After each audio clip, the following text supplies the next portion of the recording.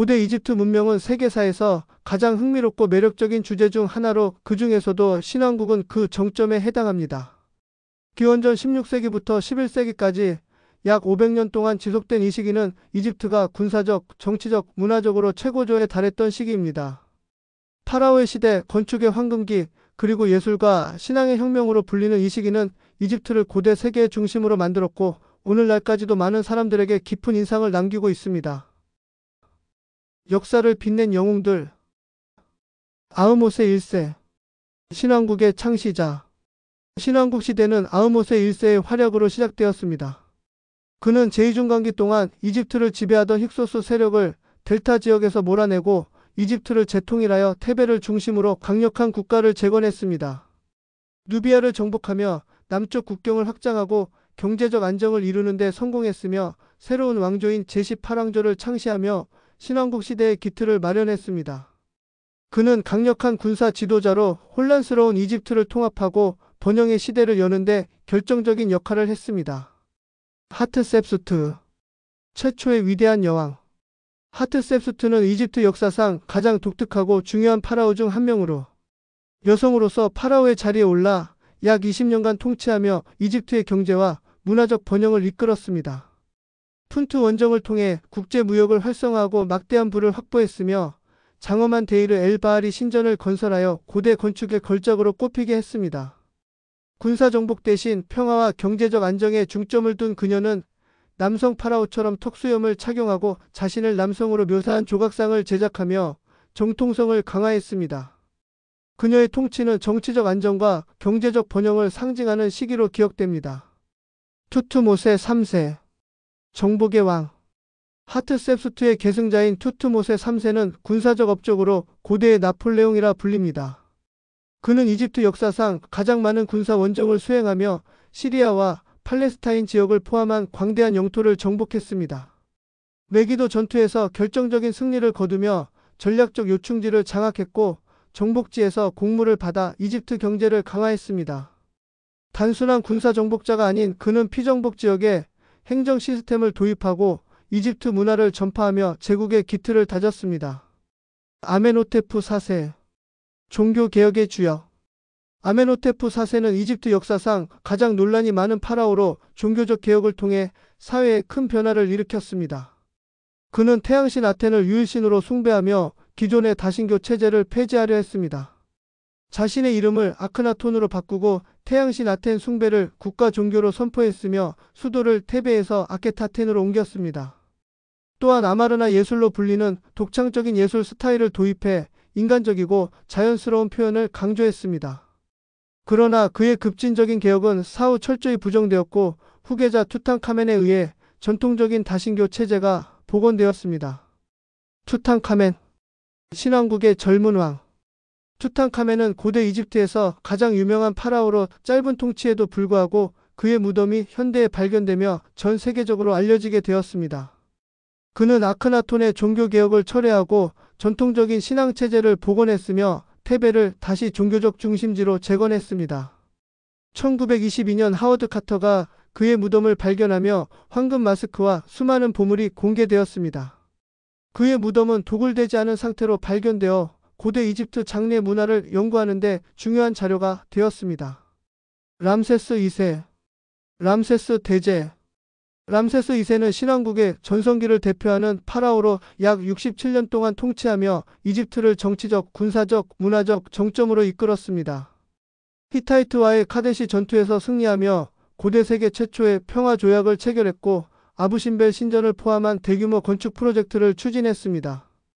그의 이름을 딴 람세움을 건설하며 자신의 업적을 기념했으며 자신을 신격화하여 강력한 지도자의 이미지를 심어주었습니다. 그의 긴 통치는 이집트의 안정과 번영을 가져왔으며 람세스 대제라는 별칭으로 기억됩니다. 람세스 3세. 신왕국의 마지막 파라오. 람세스 3세는 신왕국의 마지막 강력한 파라오로 외부 침략과 내부 갈등 속에서도 이집트를 방어하며 중요한 역할을 했습니다. 그는 해양 민족의 침입을 성공적으로 막아 국경을 지켰으며 왕실 경제를 유지하기 위해 대규모 건축 프로젝트를 추진했습니다. 그러나 그의 통치 이후 왕권은 약화되었고 신왕국은 점차 쇠퇴의 길로 접어들게 되었습니다. 파라오들의 일상과 정치. 파라오들은 신왕국 시대 이집트의 중심에 서 있었습니다. 그들은 단순한 통치자가 아니라 신과 인간 사이의 중재자, 이집트의 질서를 유지하는 자로 여겨졌습니다. 파라오의 일상은 단순한 정치적 업무를 넘어 종교적 의식과 관련된 일이 주를 이루었습니다. 파라오들은 매일 아침 주요 신전에서 신에게 예배를 드리며 하루를 시작했습니다. 신전에서의 의식은 단순한 종교 행사가 아니라 국가의 안정을 유지하는 데 필수적인 일이었습니다. 파라오가 신에게 올리는 곡물은 곧 이집트의 번영을 상징했으며 이러한 의식이 중단되면 혼돈이 세상에 들어올 것이라는 믿음이 있었습니다. 이처럼 파라오의 종교적 역할은 정치와 깊이 연결되어 있었습니다. 파라오의 궁정에서는 고위 관료와 사제들이 함께 국가의 행정을 운영했습니다. 관료들은 이집트 전역에서 모인 세금과 곡물을 관리하고 치안을 유지하며 대규모 건축 프로젝트를 감독했습니다. 신왕국 시대의 파라오들은 거대한 신전과 무덤을 건설했는데 이는 단순히 자신들의 권위를 과시하기 위한 것이 아니라 국가적 자부심과 종교적 헌신을 보여주는 상징물이기도 했습니다. 람세스 2세의 통치 아래에서만도 수십 개의 신전이 건설되었으며 이러한 건축물들은 당시의 정치적 안정과 경제적 풍요를 반영합니다. 예를 들어 아부신벨 신전은 람세스 2세가 자신의 업적을 영원히 남기기 위해 건설한 것으로 오늘날에도 그의 통치의 위대함을 느낄 수 있게 합니다. 이 거대한 신전은 이집트의 국경을 지키는 요새 역할을 하면서도 그곳을 방문하는 사람들에게 이집트의 강력함과 신성함을 각인시켰습니다. 종교와 신앙이 중심에 선 사람들. 신왕국 시대 이집트인들의 삶은 종교와 때려야 뗄 수 없는 관계였습니다. 이들은 태양신 라, 하늘의 신 호루스, 지혜의 신 토트 등 수많은 신을 숭배하며 살아갔습니다.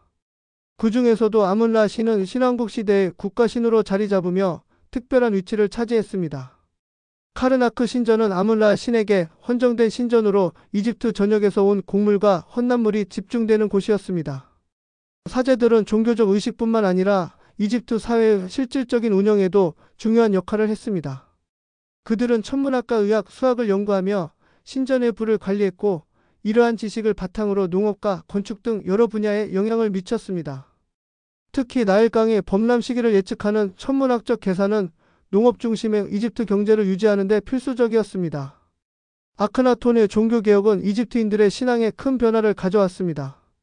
그는 태양신 아텐을 유일신으로 숭배하며 기존의 다신교 체제를 거부했습니다. 아크나톤은 이러한 변화를 통해 사제들의 권력을 약화시키고 왕권을 강화하려 했지만 그의 급진적인 개혁은 사람들의 반발을 샀습니다. 그의 사후 아텐 숭배는 빠르게 사라졌고 이집트는 다시 전통적인 신앙 체제로 돌아갔습니다. 예술과 건축의 절정. 신왕국 시대의 예술은 고대 이집트 예술의 정수를 보여줍니다. 이 시기의 회화와 조각은 상징성과 사실성을 결합해 파라오와 신들의 위엄을 생생하게 표현했습니다. 벽화와 부조는 종교적 의식, 전쟁 장면, 일상생활을 묘사하며 당시 이집트인의 삶과 사고방식을 엿볼 수 있는 귀중한 자료로 남아 있습니다. 특히 왕가의 계곡에 위치한 파라오들의 무덤은 신왕국 시대 건축의 정수를 보여줍니다. 투탕카멘의 무덤은 그 중에서도 가장 잘 보존된 예로 황금 마스크와 장례용 물품들은 고대 이집트 장례 문화의 복잡함과 화려함을 보여줍니다. 투탕카멘의 무덤은 그의 짧은 통치에도 불구하고 현대에 와서 고대 이집트 문명을 대표하는 상징이 되었습니다.